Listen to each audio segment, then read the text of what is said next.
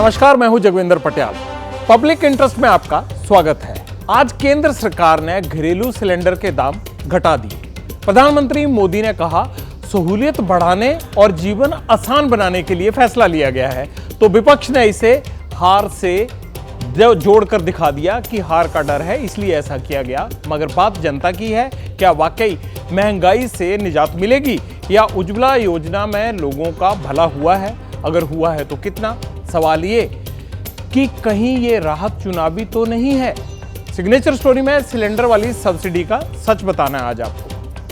क्या केंद्रीय मंत्री नितिन गडकरी इथेनॉल पर चलने वाली कार लॉन्च कर रहे हैं? अच्छी बात है, फ्यूल सस्ता पड़ेगा, लेकिन कार सड़क पर चलेगी और एक सड़क गडकरी साहब की चिंता की वजह है।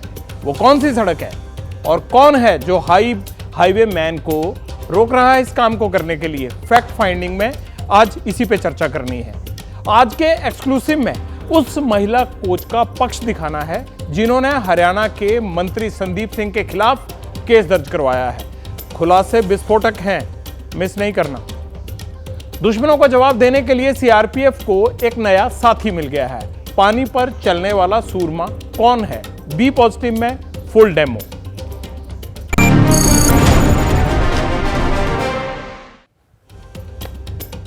पांच राज्यों में चुनाव सामने हैं और अगले साल होने वाले लोकसभा चुनाव भी जल्दी करवाए जा सकते हैं। ऐसी सुगबुगाहट शुरू हो गई है।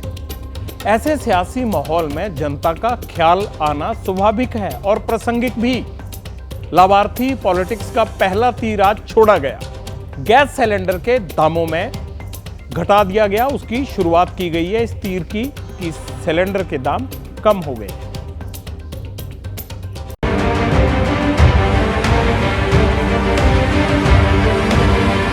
रसोई गैस नरेंद्र मोदी के दूसरी बार सरकार बनाने की एक बड़ी वजह बताया गया था। चुनाव के बाद उसके दाम फिर बढ़ते चले गए। अब 1100 रुपए में मिलने वाला सिलेंडर 900 रुपए का मिलेगा और उज्ज्वला स्कीम के तहत 900 रुपए का मिलने वाला 700 में। मंत्री जी ऐलान करने खुद सामने आए। 75 लाख महिलाओं को मुफ्त कनेक्शन देने का वादा भी कर गए। जो उज्ज्वला गैस योजना वालों को 200 रुपया प्रति रिफिल पहले सब्सिडी मिलती है वो भी जारी रहेगी और ये 200 रुपया सिलेंडर का दाम कम होगा तो उज्ज्वला वालों को 400 रुपये का लाभ और बाकी जो हमारे उपभोक्ता हैं उनको 200 रुपये की प्रति सिलेंडर राहत मिली है। ये राखी और ओणम के अवसर पर भाई नरेंद्र मोदी जी का बहनों को एक बड़े सौगात तोहफा है। गरीबों के कल्याण के लिए कोई भी योजना हो उसका स्वागत होना चाहिए। उज्ज्वला भी केंद्र सरकार का ड्रीम प्रोजेक्ट है। करोड़ों माताओं और बहनों को चूल्हे के धुएं से बचाने का प्रण खुद प्रधानमंत्री नरेंद्र मोदी ने लिया था। मकसद ये कि किसी तरह परिवार की महिलाएं जहरीले धुएं की चपेट में न आएं और सस्ते सिलेंडर मुफ्त कनेक्शन के जरिए जिंदगी की गाड़ी आराम से चलाएं। लेकिन क्या वाकई ऐसा है? क्या उज्ज्वला योजना के तहत मिलने वाले सिलेंडर्स को गरीब परिवार अफोर्ड कर पा रहे हैं? कितने गरीब परिवार 900 और 700 रुपए वाले सिलेंडर लेने में सक्षम हैं? क्या वाकई 9 करोड़ 60 लाख महिलाओं को उज्ज्वला योजना का फायदा मिल रहा है? जवाब जानने के लिए मध्य प्रदेश के शिवपुरी से आई इन तस्वीरों को देखिए। सोमवार को महिलाएं खाली सिलेंडर लेकर गैस एजेंसी के सामने जा धमकी।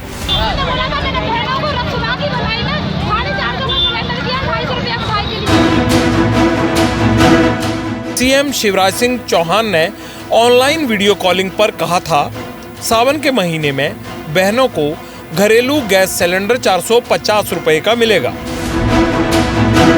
बस फिर क्या था? सीएम की बातों पर भरोसा करके महिलाएं आई खाली सिलेंडर सस्ते दाम में रिफिल करवाने, लेकिन दाम कम नहीं थे। सिलेंडर 1185 रुपए का ही था तो उखड़ गई। और बोला था कि राखी बंधाई में भाई ने 450 रुपए में सिलेंडर देने का वादा किया था। किसने? शिवराज सिंह सीएम। फिर हम लोग आज आए हैं एजेंसी, गैस एजेंसी पे आए। गैस एजेंसी पे बोला गया कि आपके पास 1185 रुपए हो तो भी सिलेंडर भराने आओ, वरना तो घर जाओ। 450 में सिलेंडर नहीं भरे जाते हैं। कि माननीय मुख्यमंत्री द्वारा 450 रुपये की घोषणा की गई है, उस आदेश पर अभी तक हमें के लिए कोई दिशा निर्देश प्राप्त न होने के कारण अभी हम 450 में सिलेंडर देने में असमर्थ हैं। अब असली मुद्दे पर आते हैं। उज्ज्वला योजना वाले कितने परिवार हैं जिन्होंने गैस सिलेंडर को अभी तक जिंदगी का हिस्सा बनाया हुआ है? क्या पुरानी सब्सिडी खत्म होने से योजना को झटका लगा? क्या सिलेंडर की जगह रसोई में वापस लकड़ियां लौट आई? पड़ताल हमने मध्य प्रदेश, राजस्थान और छत्तीसगढ़ जैसे चुनावी राज्यों से की। क्या फायदा हुई? 1000 रुपये में तो मिली, तो कुछ फायदा नहीं है। मतलब 300 के गैस को 1200 रुपये में बेचवा रहे, 1200 करने के बाद 200 कम किया है। तो क्या कम किया है? जो वहाँ 5 राज्य में चुनाव है, बोलते चुनाव खत्म होता है फिर मतलब बढ़ा दी गैस, पेट्रोल, टंकी, ये सबको बढ़ा देगा। 200 रुपये तो कोई आम बात हो गई है, लेकिन मेरे हिसाब से मध्यम वर्ग के लोगों ने कम से कम 500 रुपये की टंकी होना चाहिए। चुनाव आने पे तो हो ही जाती है सस्ती, और सस्ती मिलेगी तो हमें भी फायदा होगा। फायदा होगा तो देगी जनता तो वोट। चुनाव के चक्कर में हो रहा है ना सब, ये तो हमको भी पता चुनाव की वजह से कर रहे हैं। मोदी जी पर देश के लिए कुछ कर तो रही है। सरकार कोई भी हो, आंकड़ों का हिसाब किताब जानती है। कहने को करोड़ों महिलाओं को योजनाओं का लाभ मिला, काफी हद तक ये सही भी है। शुरुआत में उज्ज्वला कई परिवारों के लिए वरदान साबित हुई, लेकिन जैसे जैसे सिलेंडर से सब्सिडी गायब होती गई, दाम बढ़ते रहे, वैसे वैसे मुश्किलें भी। इस वजह से कई परिवार सिलेंडर की बजाय चूल्हे पर लौट आए। लाख टके का सवाल सब्सिडी की टाइमिंग भी है। अगर चुनाव ना होता तो क्या सरकार सब्सिडी वाली राहत देती? जवाब का जिम्मा हम आप पर छोड़ते हैं।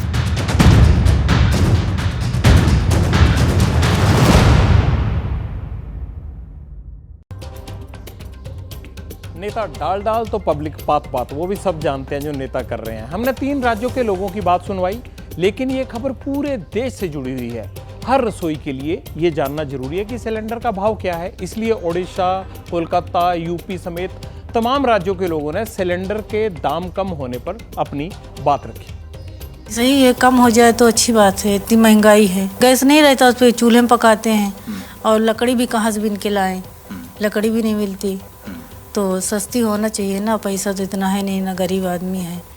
तो ये जो 200 रुपए की सब्सिडी हुई है, उसका फायदा मिलेगा आप लोगों को? ठीक लग रहा है ये सब? हाँ ठीक है सर, ठीक है। हम तो जाते कम हो जाता अच्छी बात है। हम इसे गिफ्ट के तौर पे देख रहे हैं कि रक्षाबंधन का गिफ्ट ही मिल गया है। कम से कम बजट में 200 रुपए का तो संभाल मिलेगा हम लोग के लिए। लाख लाख बधाइयाँ जो उन्होंने 200 रुपया सिलेंडर घटा के हमारी गरीबों की मदद करी। खूब खाना बनाएंगे, अच्छा बना के खाएंगे मेहमानों को, इनकी बुआ को, बच्चों की। अगर सरकार ने 200 रुपए कम किए हैं गैस टंकी पे, तो एक गृहिणी के लिए तो बहुत ही अच्छी बात है। उसके बचत खाते में जाएंगे, आगे वो कुछ अच्छा प्लान कर सकती है, और ये फैसला बहुत अच्छा है। 1100 रुपए की तो गैस सिलेंडर आ रही है, अब 200 रुपए कम हुआ तो बचा क्या हमारे पास में? ये तो मैं तो बोलूँगी और कम होना चाहिए। जैसे शुरुआत में सिर्फ 600 का 400 रुपए का आता था, उस हिसाब से देंगे तो बहुत ही अच्छा होगा। कि सिलेंडर में से अगर 200 बच रहा है तो हम लोग की पॉकेट मनी मतलब कुछ आ सकता है, हम लोग कुछ ला भी सकते हैं अपने लिए भी और घर के लिए, जैसे साग सब्जी हो गया। जो बड़े परिवार हैं उनके घर में कम से कम 3 से 4 सिलेंडर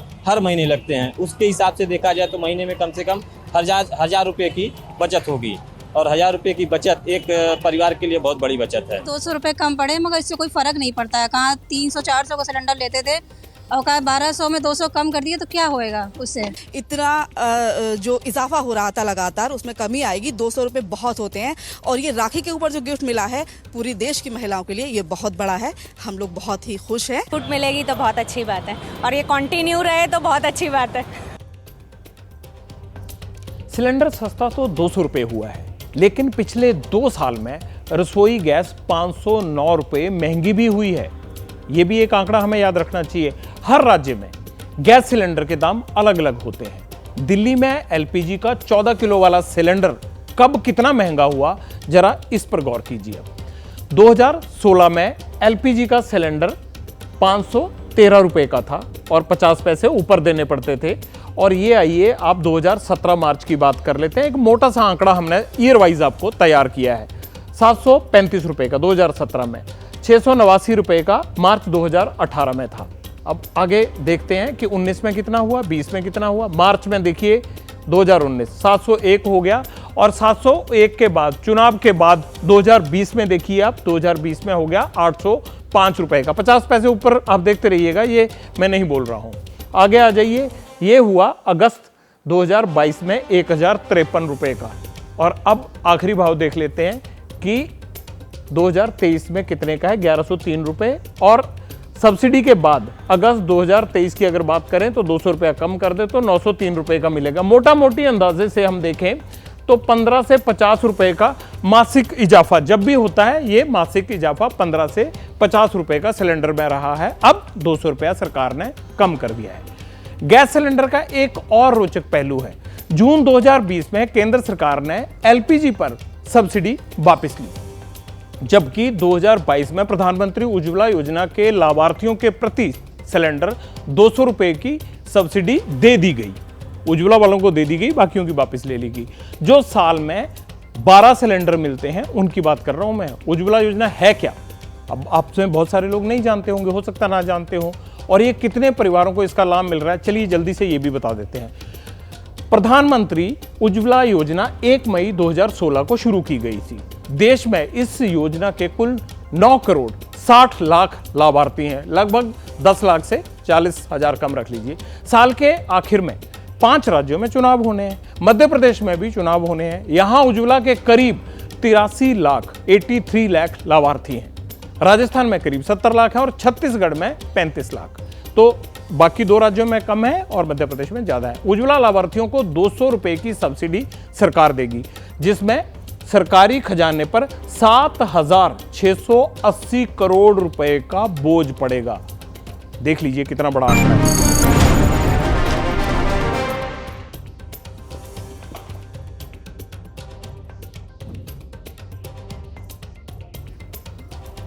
चुनाव आते ही सस्ते तोहफों की बरसात हमारी सियासत का ट्रेंड है। राजस्थान को भी देखिए, चुनाव सिर पर हैं और गहलोत सरकार ने पहले ही सिलेंडर के दाम कम कर रखे हैं, यानी पहले ही वहां रियायत दे रखी है। 400 रुपए की सब्सिडी राज्य सरकार दे रही है। 1100 वाला सिलेंडर अंदाजन 700 रुपए का मिल रहा होगा। अब केंद्र सरकार ने 200 रुपए की और रियायत दे दी, कम कर दिए। तो अब वहां के लोगों को कितने का फायदा मिल गया? 400 प्लस 200, 600 रुपए का फायदा मिल गया। अब जनता के मन में बड़ा सवाल क्या होगा, भाई किसको बुरा लगता है 1100 रुपए वाला सिलेंडर जो है वो 600 रुपया कम करके 500 में मिल जाए? हर एक आदमी कहेगा। लेकिन सवाल ये है जनता के मन में कि क्या जब चुनाव खत्म हो जाएंगे तो भी सिलेंडर इतना ही सस्ता रहेगा या फिर एकदम बढ़ जाएंगे दाम? क्योंकि चुनाव खत्म होने के बाद सरकारें मैनिफेस्टो लागू करवाने की बजाय जनता की जेब पर आर्थिक बोझ लादने में कोई कमी नहीं छोड़ती हैं। ये उनका पास्ट एक्सपीरियंस कहता है।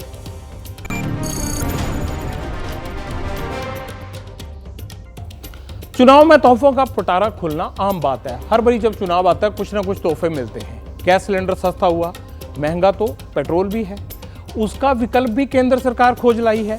Union road transport minister Nitin Gadkari ने आज इथेनॉल से चलने वाली पहली कार लॉन्च कर दी। सरकार एनर्जी और ऑटोमोबाइल सेक्टर में एक मील का पत्थर साबित करने की कोशिश कर रही है कि इथेनॉल से चलने वाली गाड़ियां मील का पत्थर साबित होंगी। भविष्य में सरकार पेट्रोल में 20% इथेनॉल मिलाएगी। E20 योजना के तहत ये नई योजना निकाली गई है ऐसे वाहनों के लिए। 2025 तक देश भर में कारें पेट्रोल और इथेनॉल के मिक्स्ड फ्यूल से दौड़ेंगी। इससे गाड़ियों की रनिंग कॉस्ट 15 से 25 रुपए प्रति लीटर हो जाएगी। यानी अभी जो आप 80 से 100 रुपए है वो बहुत ज्यादा घट जाएगी, 25 रुपए तक मैक्सिमम आ जाएगी। ऐसा अंदाजा और कयास लगाए जा रहे हैं। इसके और क्या क्या फायदे होंगे खुद मंत्री जी ने आज विस्तार से इस बारे में बताया, आप भी सुनिए। अब 100% इथेनॉल 2 व्हीलर में चलेगा, ऑटो रिक्शा में चलेगा, बसेस हमारे यहाँ थी, मैंने स्कैन किया कि बसेस 100% इथेनॉल पर चले, कभी प्रॉब्लम नहीं आया। अब ये कार आई है, ये 60% बिजली तैयार कर रही है और 40% इथेनॉल है। इथेनॉल का रेट है 60 रुपये लीटर, पेट्रोल का रेट है 120 रुपये लीटर। 60 रुपये में ये 60% बिजली तैयार कर रहा है, तो ये 25 रुपये 20 से 25 रुपये पर लीटर एवरेज हिसाब से पेट्रोल की कीमत आएगी। तो ग्राहकों का फायदा है, प्रदूषण में एकदम कमी है क्योंकि ग्रीन फ्यूल है, और किसानों को इसका फायदा होगा। अच्छा, गडकरी साहब की बात तो सुन ली, लेकिन अब आपके मन में बहुत सारों के सवाल होगा कि भाई ये इथेनॉल है क्या, कैसे इससे गाड़ी चलेगी, ये कैसे बनता है और इसका इस्तेमाल कार या दूसरे वाहनों में फ्यूचर फ्यूल के तौर पर कैसे होगा। अच्छा, अब ये समझाने के लिए हमने एक तरह का ये अल्कोहल है और इथेनॉल के पूरे पावर को समझाने के लिए तैयार किया है। एक तरह का अल्कोहल है जिसे पेट्रोल में मिलाया जाता है, मिक्स किया जाता है। गन्ने का जूस निकालने के बाद जो वेस्ट बचता है उससे भी इथेनॉल बनता है। बायोफ्यूल एथेनॉल जो कि जौ, मक्का, इन तमाम चीज़ों से, चावल, इनसे भी बनाया जा सकता है। केंद्र सरकार ने पेट्रोल और इथेनॉल की ब्लेंडिंग शुरू कर दी है, जो मिक्स करने का काम होता है ना, ब्लेंडिंग, वो शुरू कर दी है। फिलहाल 90% पेट्रोल और 10% एथेनॉल को मिलाया जाएगा। इन दोनों का मिक्सचर तैयार करके 100% बनाया जाएगा। 2025 तक 80% पेट्रोल और 20% इथेनॉल को मिलाने का टारगेट है, यानी इथेनॉल की मात्रा पेट्रोल में बढ़ाने का टारगेट है। नितिन गडकरी तो 60% इथेनॉल और 40% पेट्रोल की ब्लेंडिंग करके फ्यूल बनाना चाहते हैं। उनकी कोशिश यह है कि इथेनॉल की क्षमता बढ़ाई जाए उसमें, तेल में। भारत में इथेनॉल प्रोडक्शन कैपेसिटी फिलहाल 947 करोड़ लीटर है। ये 947 करोड़ लीटर है, समझिए ना आप। सरकार का टारगेट क्या है? 2025 तक 1016 करोड़ लीटर उत्पादन की क्षमता हो, ताकि इसका स्टॉक हम बढ़ाएं, इसकी प्रोडक्शन हम बढ़ाएं। इथेनॉल के इस्तेमाल में 318 लाख मीट्रिक टन CO2 यानी कार्बन डाइऑक्साइड उत्सर्जन में जो है वो कमी आएगी। कार्बन डाइऑक्साइड जो प्रोड्यूस होता है वो कम होगा। अच्छा, पेट्रोल और इथेनॉल की ब्लेंडिंग के लिए सरकार का लक्ष्य है कि 14,000 करोड़ की लागत से कम 12 बायो रिफाइनरी स्थापित की जाएं, ताकि इसकी कैपेसिटी, इस तरह के फ्यूल की बढ़ाई की जा सके। सवाल तो यह भी है कि हिंदुस्तान की फ्लेक्स फ्यूल यानी इथेनॉल और इलेक्ट्रॉनिक वाहनों जैसे विकल्प की जरूरत क्यों पड़ी? तो इसका जवाब हिंदुस्तानी क्रूड ऑयल पर निर्भरता है। इसीलिए देते हैं, हिंदुस्तान क्रूड ऑयल पर निर्भर करता है। एक रिपोर्ट के मुताबिक हिंदुस्तान में 32 करोड़ 63 लाख गाड़ियां हैं। ये देखिए, पूरा आंकड़ा हमने बड़ा शानदार तरीके से आपको बताने के लिए तैयार किया। गाड़ियों की पिक्चर देख रहे हैं। भारत दुनिया का तीसरा सबसे बड़ा ऑयल कंज्यूमर है, जहां तेल की खपत होती है। 2022-23 में बाहर से 23.24 करोड़ टन कच्चा तेल आया। देखिए कितनी ज्यादा है। इस हिसाब से भारत में 158 बिलियन डॉलर यानी 13 लाख करोड़ का तेल पिछले साल खरीदा गया। आंकड़े याद रखिएगा, 13 लाख करोड़ का मतलब यह हुआ कि भारत ने अपने बजट का 1/3 पैसा तेल मंगाने पर खर्च कर दिया। कितनी बड़ी संख्या, 1/3 हम तेल पे खर्च रहे हैं। भारत में फिलहाल 14 लाख इलेक्ट्रिक वाहन हैं और इस वक्त भारत में पब्लिक चार्जिंग स्टेशन कितने हैं? 27,000 स्टेशंस को हम इतने बड़े, उसको कैसे 2700 को हम किस तरह कर सकते हैं? अगर इलेक्ट्रिक व्हीकल्स बढ़ते गए तो फिर जो 2030 तक भारत में करीब 21 लाख चार्जिंग स्टेशन होने चाहिए। अगर 21 लाख चार्जिंग स्टेशन नहीं है तो उस तरह के ईवी वाहनों का कोई मतलब नहीं बनता और 21 लाख चार्जिंग स्टेशन की जरूरत हमें पड़ेगी। ये बहुत जरूरी है। नितिन गडकरी देश के वो मंत्री हैं जिन्हें काम की तारीफ मिलती रही है और प्रधानमंत्री मोदी भी उनके काम की बहुत तारीफ करते हैं। सड़कों के मामले में गडकरी ने खूब काम किया है, लेकिन एक रोड प्रोजेक्ट ऐसा भी है जिसने गडकरी साहब के हाथ खड़े करवा दिए। 1.5 दशक बीत गया, हजारों करोड़ रुपए खर्च हो गए हैं, लेकिन महाराष्ट्र का ये हाईवे पूरा नहीं हुआ। आखिरकार महाराष्ट्र का ये हाईवे क्यों पूरा नहीं हुआ? इसकी जो वजह है उसकी पूरी तस्दीक और पूरी पड़ताल हमने की।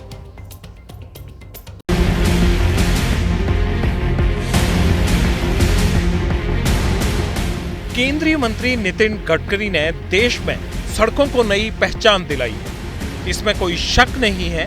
तय वक्त में तेजी से सड़कों का जाल कैसे बिछता है, हर सवाल का जवाब है नितिन गडकरी के पास। लेकिन एक ऐसा हाईवे भी है जिसका काम 15 साल में भी पूरा नहीं हो पाया। लेकिन प्रोजेक्ट पूरा क्यों नहीं हुआ, नितिन गडकरी के पास इसका जवाब नहीं। देश में मुंबई टू गोवा और ये जो सीधी सिंगरौली, इसके ऊपर किताब लिखी जा सकती है अध्यक्ष महोदय। मुंबई गोवा हाईवे पर गडकरी ने ऐसी बात क्यों कही? इसका जवाब खुद ये प्रोजेक्ट है जो कहानी बनता जा रहा है। प्रोजेक्ट की शुरुआत 2010 में हुई थी। हाईवे की लंबाई 471 किलोमीटर है। पहले 2 लेन हुआ, बाद में 4 लेन कर दिया गया। पहले फेज में 84 किलोमीटर सड़क NHAI यानी national highway authority of India को बनानी थी। बाकी का काम महाराष्ट्र PWD के जिम्मे था। काम 2020 में पूरा हो जाना चाहिए था, लेकिन 8 साल तक काम शुरू ही नहीं हो पाया, जिस पर हाईकोर्ट में जनहित याचिका दाखिल हो गई। तब NHAI और PWD ने एफिडेविट दे दिया कि 2020 तक मुंबई गोवा हाईवे कंप्लीट हो जाएगा। 2020 भी गुजर गई, नई डेडलाइन है 2023। पहला जो फेज है वहाँ पे काम की बहुत तकलीफ है। आगे संगमेश्वर जो इलाका है, कांटे से आरेवली से लेके कांटे तक, ये जो वाकन तक, ये जो इलाका है रत्नागिरी जिले में, और परशुराम भूमि का भी जो इशू था वो भी अभी थोड़ा सा डिले काम चल रहा है। चिपलूर में फ्लाईओवर्स के काफ़ी काम डिले है। आपको मुंबई गोवा हाईवे का हाल दिखा देते हैं। कार्य प्रगति पर है। कंक्रीट वाली सड़क तैयार हो रही है, लेकिन सिर्फ एक लेन पर। दूसरी लेन पर गड्ढे बन चुके हैं। साल 2010 से यहाँ से मुंबई गोवा महामार्ग शुरू होना था और ये फेज़ 1 का काम था, लेकिन फेज़ 1 का काम आज जो है करीब 14-15 साल बाद जो है किस तरह से है, उसकी मैं तस्वीरें आपको दिखाता हूँ। यहाँ से देखिए कि ये बड़ी बड़ी गाड़ियाँ से यहाँ से गुजरती हैं, लेकिन जो यहाँ पर रोड है, सड़क है, उसके हालात दिखाता हूँ। ये रोड को बनाने का काम किया गया। आप देखिए कि सीमेंट, मिट्टी और ये कंक्रीट यहाँ पर किस हालत में है कि अगर गाड़ियाँ से यहाँ से निकले तो यहाँ से धंसती हुई पूरी जो है ये मिट्टी, ये कंक्रीट और ये पूरा जो है सीमेंट यहाँ पे पड़ा हुआ है। इसी तरह से ये रोड जो है बहुत दूर तक जाती है, कई किलोमीटर तक, जहाँ पर दिक्कतें लोगों को लगातार बनी हुई रहती हैं। लोग इन्हीं को पार करते हुए गुजरते हैं, हिचकोले खाकर, जान जोखिम में डालकर। तभी तो इस हाईवे पर मौत का आंकड़ा 3000 के पार हो चुका है। मैंने RTI में मालूमात निकाला तो RTI में मालूमात मुझे सामने आई 2021 में कि 2450 के ऊपर मौतें हुई थी। और अभी तो इतना खड्डे 2021 से लेकर 23 में और बल्कि बढ़ गए। एक परिवार के 10-10 मेंबर जो है वो भी एक्सीडेंट में मर गए। अब तो 3000 के ऊपर क्रॉस किया गया। लेकिन सवाल अब भी वही है कि 15,000 करोड़ रुपए खर्च हो गए और 15 साल गुजर गए। इसके बावजूद ये प्रोजेक्ट पूरा क्यों नहीं हुआ? इसीलिए राज ठाकरे को भी पूछना पड़ा कि 600 करोड़ में चंद्रयान मिशन सफल हो गया तो 15,000 करोड़ रुपए लगाकर महाराष्ट्र का ये प्रोजेक्ट क्यों अधूरा है? गेल्या 17 वर्षामध्ये 15,566 कोटी रुपये खर्च झाला याच्यावरती। 15,566 कोटी कशाला म्हणतात? आणि 650 कोटी रुपयामध्ये चंद्रयान गेलं। सवाल वाजिब भी है, क्योंकि जब सैकड़ों रोड प्रोजेक्ट्स डेडलाइन से पहले तैयार हो रहे हैं तो मुंबई गोवा हाईवे क्यों अटका हुआ है? इसका जवाब नितिन गडकरी के पास भी नहीं है।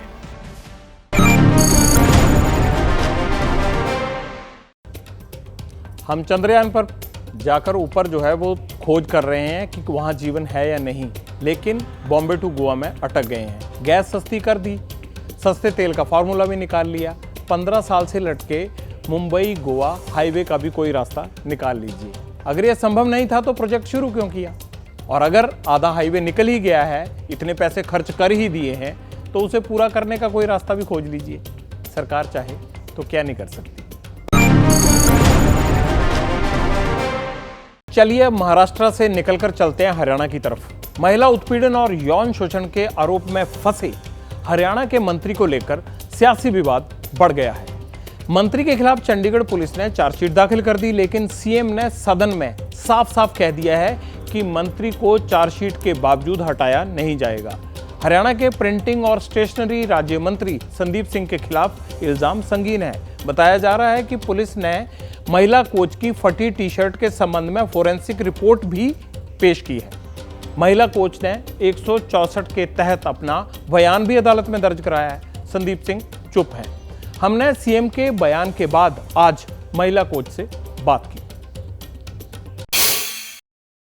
पुलिस ने हरियाणा के मंत्री के खिलाफ चार्जशीट दाखिल कर दी है। आपको लगता है कि आपको इंसाफ मिलने का वक्त आ गया, जो पिछले तकरीबन 1 साल से आप लड़ रही थी? चंडीगढ़ पुलिस ने जो भी फैक्ट्स दिए हैं, जो भी अटेम्प्ट टू रेप के जो एक्ट लगने चाहिए थे वो ऐड नहीं कर पाए, लेकिन कुल मिला के 8 महीने का ये सफर जितना भी दर्द भरा था, कहीं ना कहीं मुझे राहत मिली है कि अब माननीय अदालत में ये मैटर है। आप क्या, जो आप कह रही हैं कि अटेम्प्ट टू रेप की सेक्शंस नहीं लगाई हैं, तो क्या आप कोर्ट में इस बात को भी चैलेंज करेंगी? जी सर, बिल्कुल चैलेंज करूंगी, क्योंकि जहां तक है मेरा मानना है कि चंडीगढ़ पुलिस प्रशासन ने काफी प्रेशर में सेंट्रल गवर्नमेंट या जो भी बीजेपी सरकार है उनके प्रेशर में ये जो चार्जशीट दी है, और जो एक्ट लगने चाहिए थे वो उनकी इन्वेस्टिगेशन में नहीं लगे। आपको लगता है कि चंडीगढ़ पुलिस के चार्जशीट दाखिल करने के बाद मंत्री को अपने पद से इस्तीफा देना चाहिए?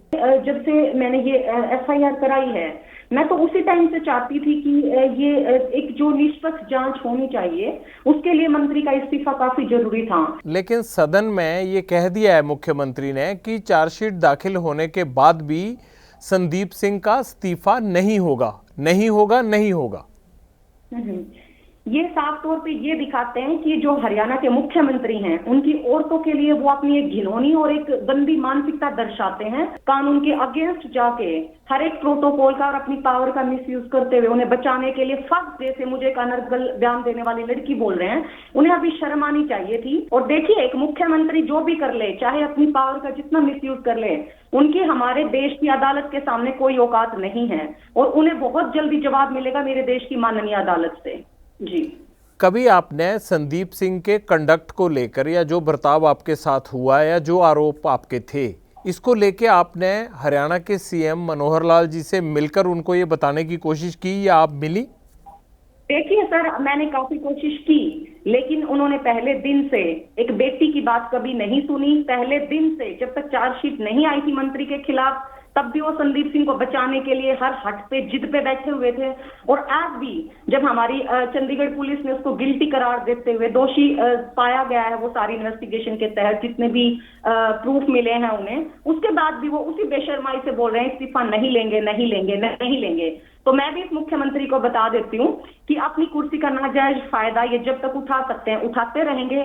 माननीय अदालत में इनके मुंह पे एक और तमाचा लगेगा। जी, आपको क्या लगता है कि क्या फायदा होगा मुख्यमंत्री को, एक मंत्री को, इस यौन शोषण और उत्पीड़न के आरोपों से बचाने के लिए, या उनको प्रोटेक्ट करने के लिए, या उनके साथ खड़े होने से?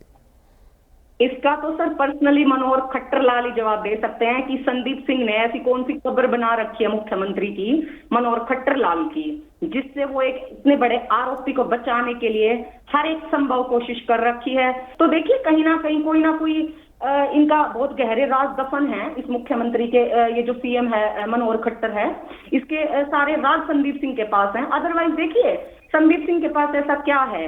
एक बार ये जानना चाहेंगे कि वास्तव में हुआ क्या था आपके साथ? इन्होंने मुझे हर हिसाब से काफी प्रेशराइज किया, फिजिकली, मेंटली, इमोशनली, हर हिसाब से ये मेरे साथ कमिटेड होना चाहते थे।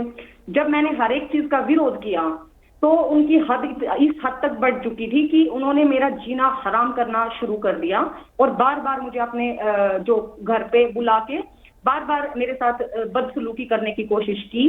तो सर, कहीं ना कहीं ये एक मेल ईगो है, और कहीं ना कहीं इसका ये मानना था कि इसको हर कोई लड़की ना नहीं बोल सकती। जब आपको तंग किया जाने लगा तो आपने इसकी शिकायत क्यों नहीं की? आप सीनियर अधिकारियों से शिकायत कर सकती थी, आप महिला आयोग जा सकती थी। मैं जितना एक लेवल पे कर सकती थी, मैंने हर जगह कोशिश की कि संदीप सिंह को रोक लिया जाए, वो मुझे परेशान करता है, लेकिन किसी ने मेरी कोई बात नहीं सुनी। चाहे वो CM स्टाफ था, हरियाणा DGP थे, डिप्टी CM थे, अनिल विज थे, मैंने हर जगह, या चाहे मेरे खेल अधिकारी थे, मैंने हर जगह एक संभव कोशिश की, जिसमें मैं नाकामयाब रही, क्योंकि किसी ने मेरी कोई मदद नहीं की। क्या आपको जो महिला कोच के तौर पर सरकारी नौकरी मिली, उसमें भी संदीप सिंह का कोई योगदान था?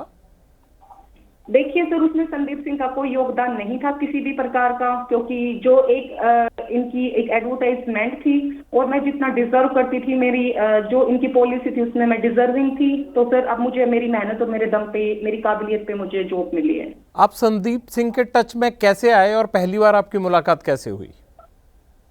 सर मेरी इनसे बात इंस्टाग्राम के थ्रू हुई थी और ये हार्डलिन के बर्थडे का जो टाइम था उस टाइम पे मेरी इनसे बात हुई थी और इंस्टाग्राम के थ्रू ही मेरे इनसे जो है मैं इनके कांटेक्ट में आई थी। आपको लगा नहीं कभी कि इंस्टाग्राम के थ्रू आप एक कैबिनेट मंत्री हैं, उनके टच में हैं? ऐसे और कितने स्पोर्ट्समैन हैं हरियाणा के जो कैबिनेट मंत्री के टच में रहे होंगे या इंस्टाग्राम पर उनसे चैट करते होंगे? देखिए सर, अगर पर्टिकुलर संदीप सिंह की बात की जाए तो उनके मिजाज पूरी दुनिया जानती है कि वो कितने रंगीन मिजाज के हैं, लेकिन तब जिस टाइम मेरा इनसे कांटेक्ट हुआ था मुझे नहीं आइडिया था कि इनकी क्या मानसिकता है और ये किस टाइप के इंसान हैं। इन्होंने एज ए प्लेयर मुझसे बात शुरू की थी और काफी अच्छी बातें करते थे। इन्होंने सिर्फ एक कॉन्फिडेंस में लेने के लिए जो ये प्रोफेशनल एक जो भी इंडियन टीम के जो इंटरनेशनल प्लेयर्स की जो नॉर्मल कॉन्वर्सेशन होती है उससे ये धीरे धीरे पर्सनल लेवल पे शिफ्ट हो चुके थे, जिसका मैंने हमेशा विरोध किया। जी, आप लोगों की जब से ये पुलिस और आरोपों का सिलसिला शुरू हुआ उसके बाद क्या कभी संदीप सिंह या उनकी तरफ से किसी व्यक्ति की ओर से आपसे कोई समझौते का या कोई इस तरह का प्रस्ताव नहीं आया या इस कंप्लेंट को वापस लेने की कभी बात नहीं हुई? सर मेरे पे आज तक प्रेशर चल रहा है कि मैं इस केस, पहले कंप्लेंट से वापस लेने का प्रेशर होता था, अब ये केस से वापस हटने का प्रेशर है। हर टाइम मेरे पे प्रेशर होता है जिसमें मुझे पैसे से लेके विदेश शिफ्ट होने से लेके और काफी चीजों के लिए कि मुझे घर दिला देंगे, गाड़ी दिला देंगे, मुझे काफी चीजें हर टाइम पे मुझे मारने की धमकी से लेके हर वो चीज पे मेरे पे आज तक प्रेशर कंटिन्यू बनाया जा रहा है। मुझे बोला गया था कि आप 1 करोड़ रुपए लेके तुरंत विदेश चली जाइए और आप 1 महीने के लिए घूम फिर के आइए, तब तक आप इसमें अपना माइंड बना लीजिए और फिर आप जिस हिसाब से जितना भी आप पैसा मांगेंगी आपको उतना पैसा दे दिया जाएगा और आपको कंप्लेंट वापस नहीं लेनी, आप चुपचाप इसको बस अवॉइड कर देना। हमें इंतजार है कि महिला कोच के तमाम सवालों पर और आरोपों पर मंत्री संदीप सिंह भी हम पे बात करें और हम कोशिश भी कर रहे हैं, लेकिन फिलहाल वो बोलने को कुछ भी तैयार नहीं है। यौन उत्पीड़न के मामले में अक्सर आरोपी की लैंडिंग जेल में होती है। संदीप का क्या होगा ये आगे पता चलेगा, लेकिन यहाँ तक चंद्रयान 3 की बात है, वहाँ सवाल ये है कि चांद पर लैंडिंग के 5 दिन बाद एक अच्छी खबर आई है। मून के साउथ पोल पर ऑक्सीजन होने के सबूत मिले हैं। इसरो के लिए ये एक बड़ी कामयाबी है। चांद पर उतरने के बाद रोवर प्रज्ञान अपने मिशन में लगा है। इस दौरान कई एलिमेंट्स मिले हैं जिनमें aluminium, sulphur, calcium, iron, chromium, titanium, silicon और मैग्नीज जैसे पदार्थ शामिल हैं या उनके प्रमाण मिल रहे हैं। सबसे अच्छी खबर ऑक्सीजन को लेकर है। कहा जाता है कि चंद्रमा पर ऑक्सीजन नहीं है, लेकिन रोवर प्रज्ञान ने जो रिपोर्ट भेजी है उसमें चांद पर ऑक्सीजन डिटेक्ट किया गया है। रोवर प्रज्ञान अभी हाइड्रोजन की तलाश में जुटा है। वैसे अभी तो 4-5 दिन हुए हैं। अभी 10 मीटर की दूरी तय की है प्रज्ञान ने, 500 मीटर तय करना है और क्योंकि 14 दिन का वक्त है, हो सकता है आगे चल के हाइड्रोजन भी मिल जाए।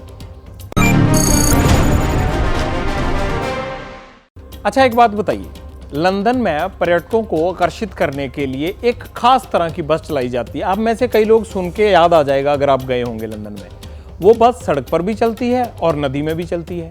उसे बोट बस भी कहते हैं और रिवर बस भी कहते हैं। इस तरह की गाड़ियां अब भारत में भी चलेंगी।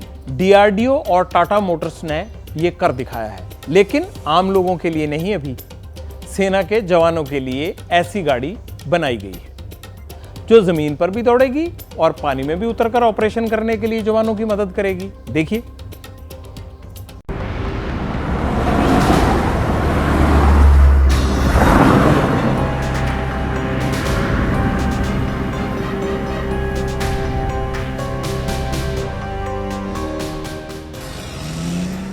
सीआरपीएफ में शामिल वैप बख्तरबंद व्हीकल है। पूरा नाम है व्हील्ड आर्म्ड एम्फीबियस प्लेटफॉर्म, वो भी अत्याधुनिक हथियारों से लैस।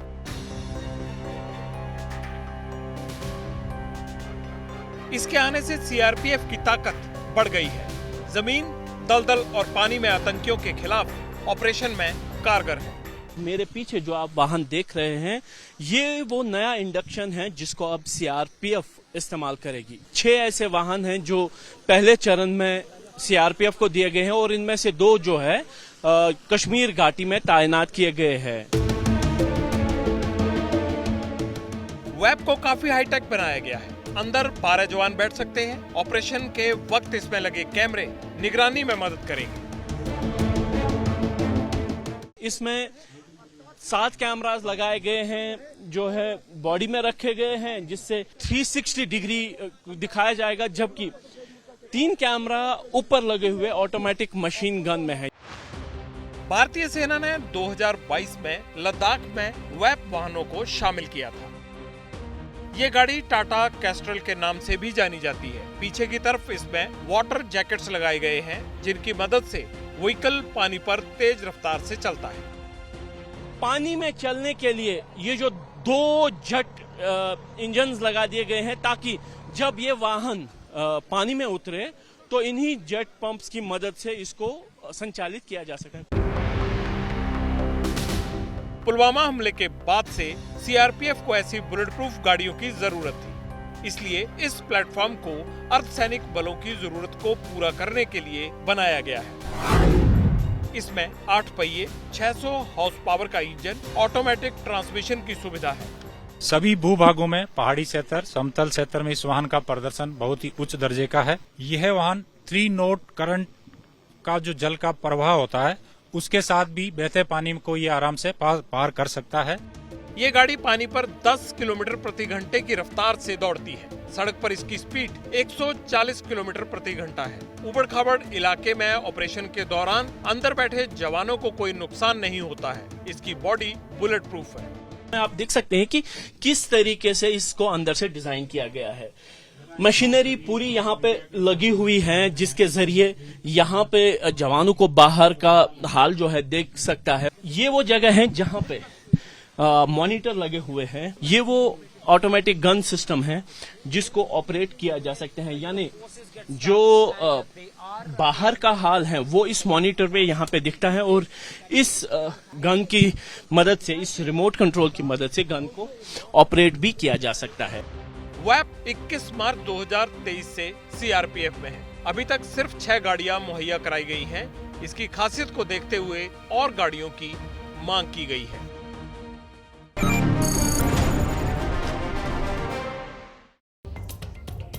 इस तरह के आर्मी के वाहन वैसे मैंने अफगानिस्तान और इराक में देखे हैं, वहां पर अमेरिकन फोर्सेस यूज करती हैं। चलिए इससे आगे बढ़ते हैं। अब बारी है आपके कमेंट्स की। कल हमने कोटा की सुसाइड फैक्ट्री और यौन उत्पीड़न के आरोप में फंसे हरियाणा के मंत्री की बढ़ती मुश्किलों की खबर दिखाई थी। इस पर आपने कई मैसेज भेजे और कमेंट्स भी दिखाए हैं। ये मंजीत जी क्या लिखते हैं, this is the reality of today, every state government everywhere and other side they give slogan of Beti Bachao Beti Padhao, very shameful, very poor, that is reality, change government after every 5 years। चलिए मंजीत जी आपकी सोच है, चलिए कुछ तो आप सोच कर रखते हैं अपने। आकाश गुप्ता जी क्या लिखते हैं, salute you as you raise voice for common public. हमारा काम है सर, हमारा धर्म है, हमारा फर्ज है, हमारी जिम्मेदारी है।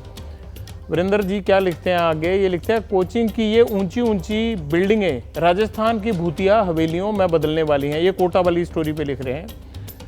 आज शर्मा साहब क्या लिखते हैं, आपका शो डेली इंतजार रहता है। Thank you Sharma ji. आपका शो का रिपीट रात को लेट नाइट होना चाहिए, क्योंकि कई बार टाइम सूटेबल नहीं होता है, इसलिए रिपीट चाहिए प्लीज़। चलिए शर्मा जी, हम गुजारिश करेंगे कि आपको ये रिपीट दिखा सकें। पब्लिक इंटरेस्ट में आज इतना ही। आज की खबरें कैसी लगी, फीडबैक जरूर देना है आपने।